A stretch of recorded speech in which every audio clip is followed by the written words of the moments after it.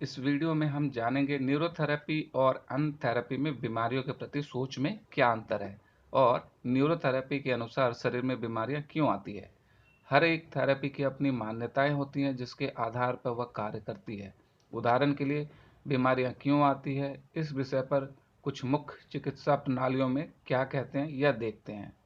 सबसे पहले हम एलोपैथी के बारे में देखते हैं। तो एलोपैथी के अनुसार शरीर में बीमारी आने के 5 मुख्य कारण माने जाते हैं: इन्फेक्शन, पोषक तत्वों की कमी, डिजेनरेशन, वेस्टिंग ऑफ टिश्यू, जन्मजात या जीन की गड़बड़ी में आई बीमारियां। और आयुर्वेदा के अनुसार शरीर में 3 दोषों में असंतुलन के कारण बीमारियां आती है: वात, पित्त और कफ। होम्योपैथी के अनुसार वाइटल फोर्स का कम होना या निम्न 3 ह्यूमर्स में असंतुलन से बीमारियां आती है: सोरा, सिफिलिस, साइकोसिस। बायोकेमिक सिस्टम के अनुसार शरीर ठीक से कार्य करने के लिए 12 साल्ट्स जरूरी होते हैं। इसमें किसी की कमी आने से बीमारियां आती है। अगला है नेचुरोपैथी। अगर हम प्रकृति के नियमों को तोड़े या उसके साथ नहीं चलेंगे तो हमारे शरीर में टॉक्सिन्स यानी अनावश्यक फालतू चीज़ें इकट्ठी हो जाती है, जिससे शरीर की वाइटल फोर्स यानी जीवनी शक्ति को नुकसान पहुंचता है और शरीर बीमारियों का शिकार बन जाता है। न्यूरोथेरेपी के अनुसार बीमारी आने के निम्न कारण हैं: पाचन ठीक ना होना बीमारी आने का एक मुख्य कारण है, क्योंकि पाचन संस्था ठीक से काम ना करने के कारण निम्न प्रकार की गड़बड़ियां आ जाती है, जैसे शरीर में सभी जरूरी एमिनो एसिड का सही मात्रा में ना बनना, विटामिन ठीक से एब्जॉर्ब ना होना, जो हार्मोन्स या एंजाइम बनने चाहिए वे ठीक मात्रा में या उचित समय में नहीं बनेंगे तो उनकी कमी से, या दोनों किडनी एक जैसा काम ना करने के कारण शरीर में एसिड एल्कली का संतुलन बिगड़ जाने से, या कोई भी ग्लैंड यानी ग्रंथि ठीक से काम ना करने से यानी हाइपो होने से, या किसी भी ग्लैंड के केमिकल्स ज़्यादा होने से यानी ग्लैंड हाइपर होने से, या वे केमिकल अपने उचित स्थान पर उचित समय में ना पहुंचने से। अब हम चर्चा करेंगे कि केमिकल अपने उचित स्थान पर ठीक से क्यों नहीं पहुंच पाता है। वैसे तो बहुत सारे रीज़न हैं, लेकिन जो मुख्य रीज़न है उसकी चर्चा हम यहाँ इस वीडियो में करेंगे। तो पहला रीज़न है कि खाना अनपचा ही रह जाता है, जिसके कारण उस ग्लैंड से जो भी हार्मोन्स या एंजाइम निकलने हैं उसके लिए उपयुक्त रॉ मटेरियल ठीक से या ठीक मात्रा में नहीं बन रहे हैं।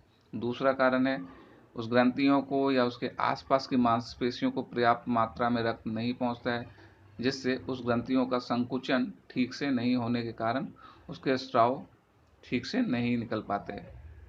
तीसरा कारण है ग्लैंड का स्टिमुलेशन ठीक रूप से नहीं हो रहा है, जैसे कि इन्फेक्शन या इन्फ्लामेशन की बीमारी में होता है। उदाहरण के लिए इन्फेक्शन से लड़ने के लिए हमारे शरीर के अंदर ही अनेक प्रकार की सेल्स होती है, जो कि विभिन्न अंगों द्वारा बनाई जाती है और फिर रक्त में छोड़ दी जाती है। इसे ही रोग प्रतिकार शक्ति कहा जाता है। जब ये सेल्स ठीक से कार्य करती है तब शरीर आसानी से इन्फेक्शन की बीमारी का शिकार नहीं बनता। चौथा कारण है उस ग्रंथि को उकसाने वाले ग्रंथियों से उसे ऑर्डर यानी आदेश नहीं मिल रहा है, जैसे हाइपोथैलेमस से पोस्टीरियर पिट्यूटरी को, या पिट्यूटरी ग्लैंड से थाइमस ग्लैंड को आदेश ना मिलना इत्यादि। न्यूरोथेरेपी में बीमारियों को कैसे ठीक किया जाता है, विस्तार से समझाएं। न्यूरोथेरेपी मूल कारण को ठीक करती है, ना कि सिर्फ लक्षण को। हम बीमारियों का ही इलाज नहीं करते बल्कि ग्रंथियों के कार्य को सुधारते हैं, जिससे वह बीमारी तो ठीक हो ही जाती है, साथ ही दूसरी कोई बीमारी आने के आसार भी खत्म हो जाते हैं। एलएमएनटी का मुख्य दावा है कि अगर शरीर की पाचन संस्था, लंग्स एवं किडनी ठीक से काम करे तो बीमारी आ ही नहीं सकती। इसके लिए अलग अलग तरीके अपनाए जाते हैं।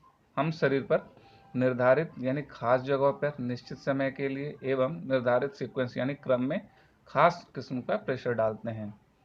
यह उचित जगह पर खास तरीके से दबाव या घिसाई शरीर के ग्लैंड को उकसाते हैं। खासकर इन्फेक्शन या इन्फ्लामेशन में आई बीमारियों को ठीक करने के लिए यह तरीका अत्यंत प्रभावशाली है।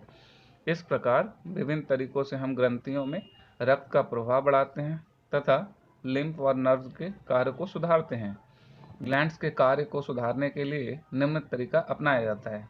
सबसे पहले पेट को सेट करके पाचन संस्था को सुधारते हैं ताकि सभी ग्रंथियों के लिए आवश्यक मूल पदार्थ प्राप्त हो। उचित ट्रीटमेंट देकर एलएमएनटी के पेन पॉइंट्स के दर्द को निकालते हैं। क्लॉट को खोलने के लिए हेपरिन नामक ट्रीटमेंट देकर रक्त संचार को बढ़ाते हैं। मांसपेशियां ठीक से कार्य करने के लिए कैल्शियम के अवशोषण को बढ़ाते हैं। बीमारी के अनुसार जिन ग्रंथियों की ज़रूरत है उन्हें विभिन्न तरीकों से उकसाते हैं। इन सब तरीकों से जो ग्लैंड पहले ठीक से काम नहीं कर रहे थे वे ठीक से काम करने लगते हैं और बीमारी ठीक हो जाती है।